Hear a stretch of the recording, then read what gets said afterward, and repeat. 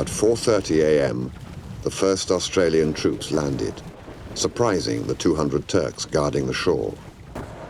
But the Australians were hit with a surprise of their own. They faced a narrow beach with sheer cliffs and scrub-covered gullies. Instead of the 3,000-yard front that they were intended to land on, they landed on a front of about 600 to 800 metres, with the boats mixed up, with the units mixed up, and a huge problem of confusion on the beaches and in the gullies as they moved inland.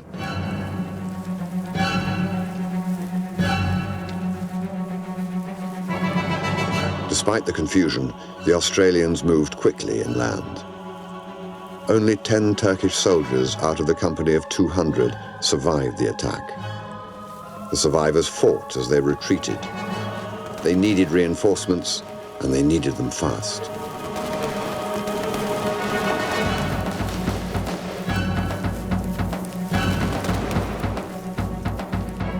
The closest Turkish force was the corps of the 27th Regiment, camped 7 kilometers away.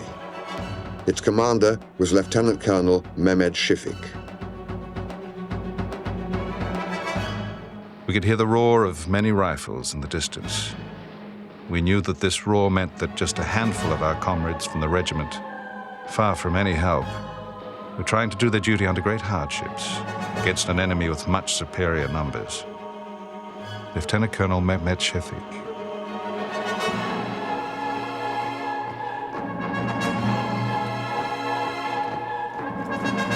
At 5:45, Mehmed Shifik began his march to stop the Australian advance.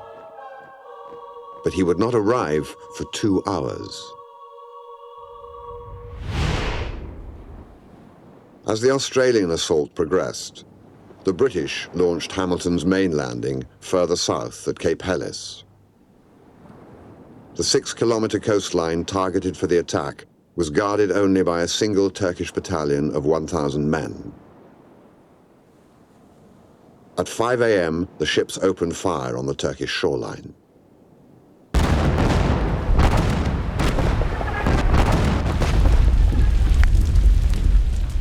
Major Mahmud Sabri, the Turkish battalion commander, watched the bombardment from the hills. A lot of shells were falling side by side and exploding one after another. Some of the firing trenches that had been dug to protect lives now became soldiers' graves. When the trenches were leveled by shells, those who remained alive took shelter in the craters and built new trenches. Major Mahmud Sabri. The French and 3 of the British landings were made with relative ease. But there were 2 other beaches with formidable defenses.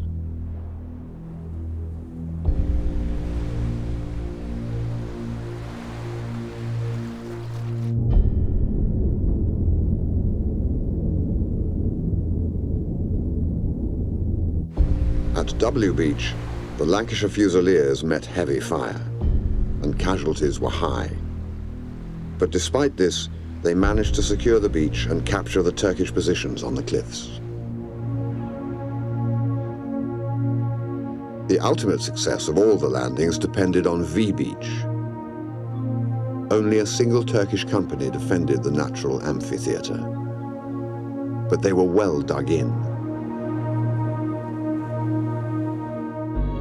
The British main force approached in open boats, and the River Clyde, an old collier carrying 2,000 soldiers, including Guy Nightingale.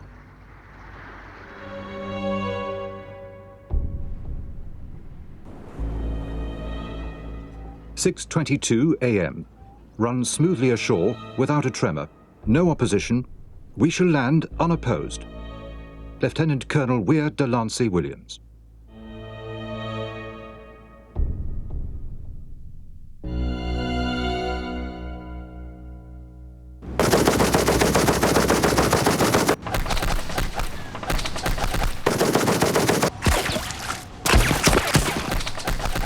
"6:25 a.m. Tows within a few yards of shore. Hell burst loose on them. 6:35. Connection with shore very bad.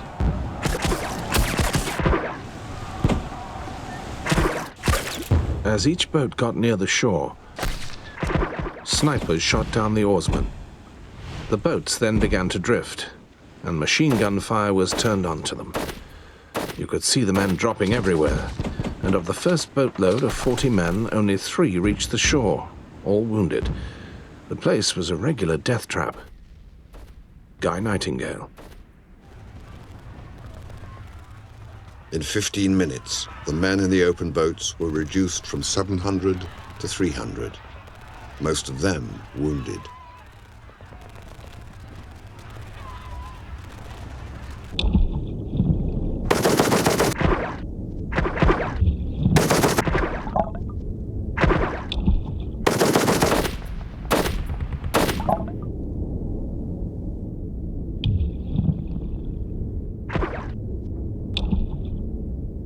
After a time, I noticed these men sunk from exhaustion and loss of blood and were drowned. The water by this time all along the shore and especially around the boats was red with blood. The shore now was littered with dead from the boats, and some of the wounded, who could, had managed to crawl up the beach and were under cover of a bank. Lieutenant Colonel Henry Tizard. The 3-foot-high sandbank on the beach meant the difference between life and death. Given the strength of the defences at V Beach, had the Turks levelled this bank, almost all of the troops would have been wiped out. But thankfully this bank remained. When the River Clyde grounded, the pontoon bridge that was intended to connect it to the shore failed. So its captain, Commander Edward Unwin, with 1 sailor, jumped into the water.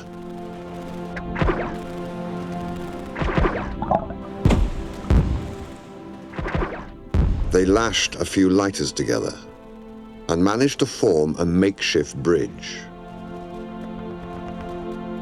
Unwin steadied the ropes by using himself as a post. He then signaled to the River Clyde for the disembarkation to begin. Their commanders and officers had drawn their swords and were sending the men down the ladders. But they were observed and could not escape the Turkish bullets. Not one of our soldiers' bullets was fired in vain. In fact, in many cases, 1 bullet accounted for several of the enemy. Major Mahmud Sabri. 3 out of every 5 who tried to land from the River Clyde were hit. Guy Nightingale landed safely onto a barge that was being used as a pier, but the barge was packed with dead and wounded, so he was ordered to go back to the ship. He landed a second time later in the day. He was possibly unique on the 25th of April in that he landed twice from the River Clyde and remained unscathed throughout the day. There were more than 1,000 British casualties at V Beach. The landing had failed.